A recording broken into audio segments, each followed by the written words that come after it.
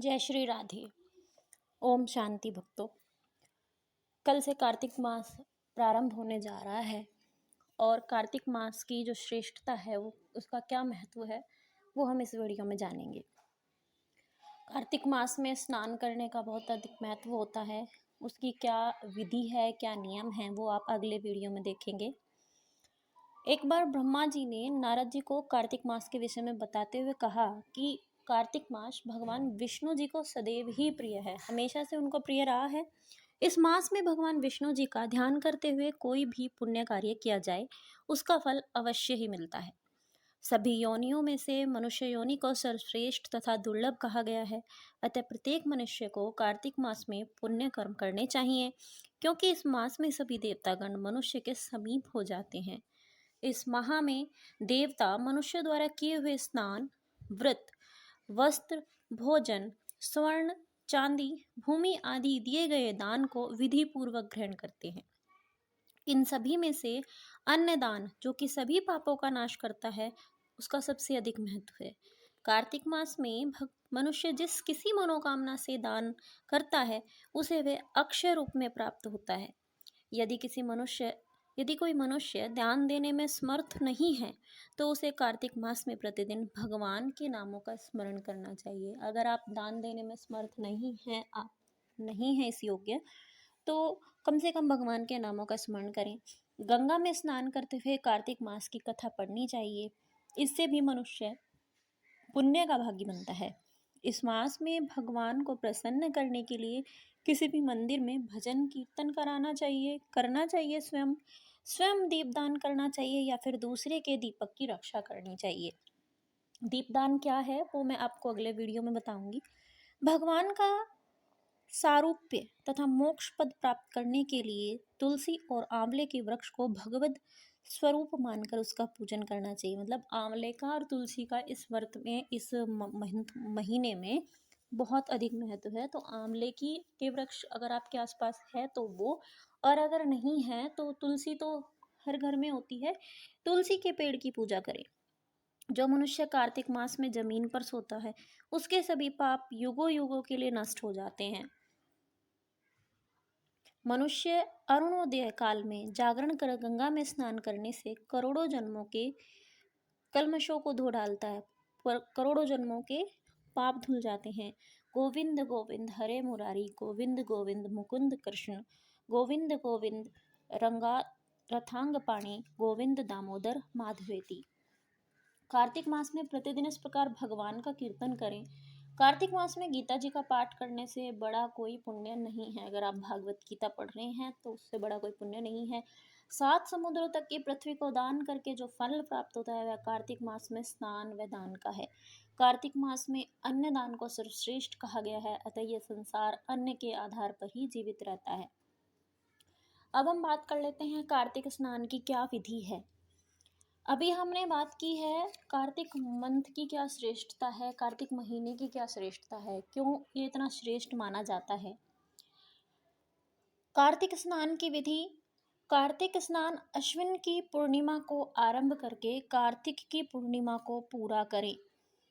इस स्नान को विधि पूर्वक करने के लिए सर्वप्रथम अश्विन की शुक्ल पक्ष की एकादशी आने पर भगवान विष्णु को नमस्कार कर कार्तिक व्रत करने की आज्ञा लें। इस प्रकार आज्ञा लेने से भगवान प्रसन्न होते हैं और भक्त पर कृपा करके उसे आत्मिक बल व मनोबल प्रदान करते हैं और विधि पूर्वक कार्तिक व्रत करने की सद्बुद्धि देते हैं कि किस प्रकार से वो कार्तिक महीने का व्रत करें। अगर आप व्रत भी नहीं करने में सक्षम हैं तो आप कार्तिक मास की कथा सुन सकते हैं, उसमें स्नान तो कर ही सकते हैं सुबह उठकर। इसकी विधि मैं बताने जा रही हूँ आपको। 12 मासों में से मार्गशीर्ष मास को अत्यंत पुण्यप्रद कहा गया है, उससे भी अधिक पुण्य देने वाला वैशाख मास कहा गया है और प्रयाग में माघ मास का अधिक महत्व है तथा इससे भी महान तथा अधिक फलदायी कार्तिक मास को कहा गया है। इसका महत्व जल में सर्वत्र एक सा ही है। जब ब्रह्मा जी ने एक तरफ सभी प्रकार के दान, व्रत और नियम तथा दूसरी ओर कार्तिक स्नान रखकर तोला तो कार्तिक स्नान का पलड़ा ही भारी हो गया। भगवान कृष्ण को प्रसन्न करने के लिए अश्विन की पूर्णिमा से लेकर कार्तिक की पूर्णिमा तक प्रतिदिन गंगा जी में स्नान करें। देवी पक्ष अर्थात भगवती दुर्गा को प्रसन्न करने के लिए अश्विन शुक्ल पक्ष की प्रतिपदा से लेकर कार्तिक कृष्ण चतुर्दशी की महारात्रि आने तक प्रतिदिन स्नान करें। श्री गणेश जी को प्रसन्न करने के लिए अश्विन कृष्ण चतुर्थी से लेकर कार्तिक कृष्ण चतुर्थी तक नियम पूर्वक स्नान करें।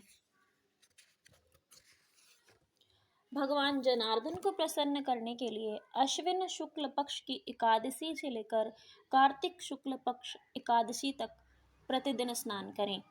जो मनुष्य जाने अनजाने कार्तिक मास में नियम से स्नान करते हैं उन्हें कभी यम यातना को नहीं देखना पड़ता।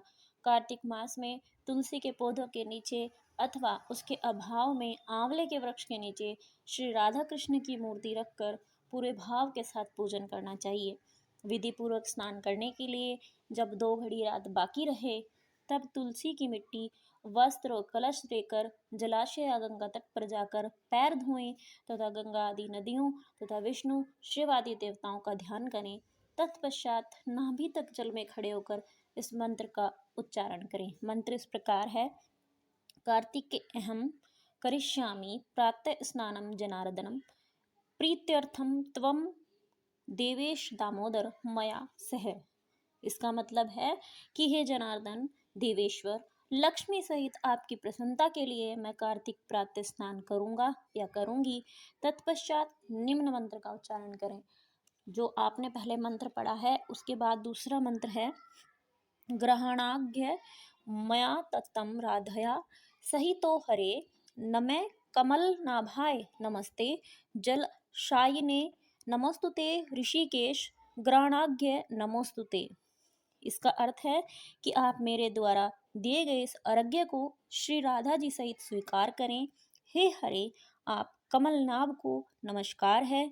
जल में शयन करने वाले आप नारायण को नमस्कार है। इस अर्घ्य को स्वीकार करें, आपको बारंबार नमस्कार है। इस प्रकार जो है ये दोनों मंत्र आपको बोलने हैं।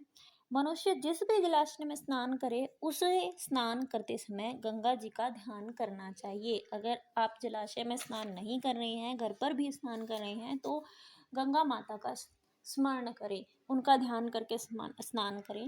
सर्वप्रथम मृत्तिका आदि से स्नान करके ऋचाओं द्वारा अपने मस्तक पर अभिषेक करें। अघमर्शन और स्नान अंग तर्पण करें और पुरुष सूक्त द्वारा अपने सिर पर जल छिड़के। तत्पश्चात जल से बाहर आकर पुनः अपने मस्तक पर आचमन करें तथा अपने वस्त्र बदलें। वस्त्र बदलने पर तिलक आदि करें। कुछ रात बाकी रहने पर स्नान किया जाना चाहिए। यह स्नान ही उत्तम कहलाता है तथा भगवान विष्णु को पूर्ण रूप से संतुष्ट करता है। सूर्योदय काल में किया गया स्नान मध्यम स्नान कहलाता है। कृतिका अस्त होने से पहले तक का स्नान उत्तम माना गया है। बहुत देर से किया गया स्नान कार्तिक स्नान नहीं माना जाता। मनीषियों द्वारा 4 प्रकार के स्नान कहे गए हैं। वायव्य, वारुण, ब्राह्म तथा दिव्य। वायव्य का मतलब है जिस स्नान को गोधूलि द्वारा किया जाए वह वायव्य स्नान कहलाता है। वारुण जो स्नान समुद्र आदि के जल से किया जाए। तीसरा है ब्राह्म, वो वेद मंत्रों के उच्चारण करने के साथ साथ जो स्नान किया जाता है। और चौथा है दिव्य, मेघों